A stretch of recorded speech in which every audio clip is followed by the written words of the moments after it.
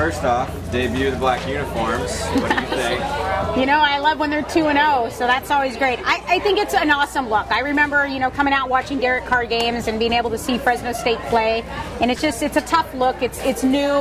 We're excited to be able to reveal it, and I think it's pretty neat that we were able to be successful in them today. What was the idea behind it? I mean, you said Derek Carr and watching them, but where did it come from? What kind of was like, maybe we should do this? I always thought that it would just be neat to be able to have Margie Wright Stadium field and seeing if we could figure out how to get all the fans in some sort of black and be able to kind of have I wouldn't want to say like a blackout type game, but similar to that. And I just think it looks sharp. And when you're on the road, there's just a certain look to it. So being able to put ourselves in that situation and being fortunate that we have a department that supports it. And so it's definitely a uniform that we want to be able to use when we can for that special day. All right, first half of the doubleheader. Kind of gut check again. Went up, went down, all over the place. What was your thought there, and what did you see? I definitely would love to have seen our offense be a little bit more consistent in finding ways to score runs. I'm glad that we were resilient and we were able to find a way to come back and fight. And it was a tough game. I thought St. Mary's did a great job of keeping our hitters off balance. They made great plays. It seemed like all their balls were falling, and every time we needed a break, they found a way to make a big-time play. So it's just a testament to them. I think they did a great job this past weekend. And so for us, I'm just glad we had the one big inning and it was enough. And then Danielle East was able to take care of business on the mound for us. And I heard just before you guys go into the dugout, you said it just takes one inning, it just takes one hit. Is that kind of the mentality? Obviously going in when you're down, it's not try to get all four back at once, but kind of load the bases up and go from there. It's definitely a momentum sport. So whenever you can find a way to have momentum on your side and being able to produce runs and collect hits together, one big inning can be the difference in letting a team stay in the game or putting a team away in the game. So I definitely don't think St. Mary's put us away, and so they allowed us in, and we were able to truly take advantage. And I'm just glad in those 7 innings we found a way offensively to win one.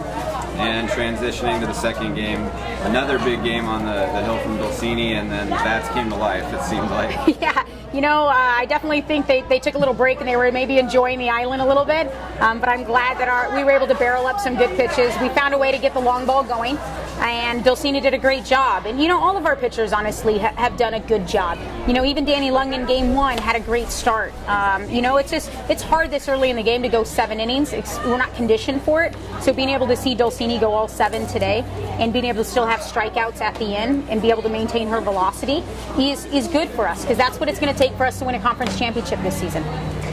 What was working for Dulcini in that second game? I mean, she kind of just found a groove and kept going. What was working for her?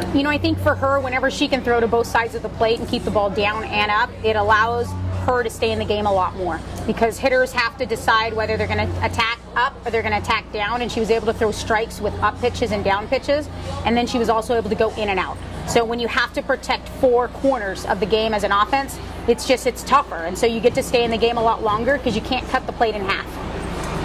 When recruiting her or talking to her to come here, is this the kind of Haley that you saw that you wanted to show up? Yeah, I was fortunate enough that I was able to watch Haley compete when she was young, and I was at Riverside when she committed to go play there. And so I've been fortunate enough to be able to watch her, and when we got word that she was interested in looking at other schools, I knew that we could be a great fit. We're closer to home. I think we're more that farming community and that blue collar. It allows her to compete at a really high level. She desires to play for a conference championship and play in NCAA play. She definitely has some work to do, and she's not afraid of work. She's just a true blue collar, and she's a great leader for our team. And I think that's a great big asset that we picked up when we picked her up in our program.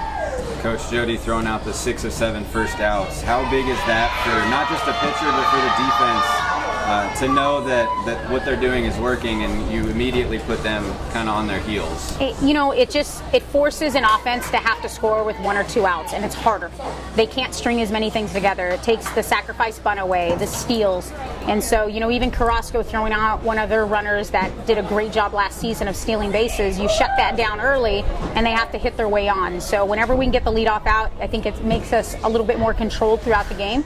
And I'm super proud of our defense and the way we were able to do that as a bullpen. Kind of flipped the script, 2-out hitting for you guys. Yeah. Came in clutch. What was kind of just spur of the moment there? Yeah, we spend a lot of time. 2-out RBIs and 2-out hitting win championships. Whenever a team thinks that they have somebody and you can find a way to barrel up a good 2-out pitch, it's great. And you're usually going to find ways to put things together. It's super hard to do, and we spend some time on it. So Coach Bradley in the office spends some time on it, and our players do understand that we need to find ways to get big hits in big moments. You said the goal is 4-1 on the weekend now. What is it going to take to finish that tomorrow? We're gonna get back to the things that we do as a coaching staff. We'll go back, we'll watch the film, we'll be able to watch Hawaii tonight and be able to watch 2 games of them to be able to see their pitchers. They have a pitcher that if she gets in, she's good on the mound. She's coming back from an injury in Hitchcock. So, we have a great big task ahead of us. Our job is to stay focused. As much as this is a great place to be on an island and be on the water and do all those sort of things, this is a business trip first for us. So we're going to stay focused. We're going to figure out ways that we can make adjustments at the plate, still get better production, and then see what matchup works best against Hawaii to see what pitcher should be on the mound. Perfect. Thank you. That is it.